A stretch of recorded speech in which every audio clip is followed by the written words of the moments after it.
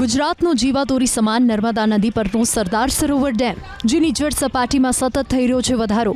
4 કલાકમાં સરદાર સરોવર ડેમની જળ સપાટીમાં 12 સેન્ટીમીટરનો વધારો થયો છે। સરદાર સરોવર ડેમની મહત્તમ સપાટી 138.68 મીટર છે। બપોરના 12 વાગ્યે જળ સપાટી 125.7 મીટરે નોંધાઈ। ઉપરવાસ મધ્યપ્રદેશમાં મુશળધાર વરસાદ વરસતા સરદાર સરોવરમાં પાણીની પુષ્કળ આવક થઈ રહી છે। મધ્યપ્રદેશના ઇન્દિરા સાગર ડેમમાંથી 3,23,820 ક્યુસેક પાણી છોડાયું છે। અંદાજે 32 કલાક બાદ આ પાણી સરદાર સરોવર ડેમમાં પહોંચશે અને સરદાર સરોવરની જળ સપાટીમાં વધારો થશે।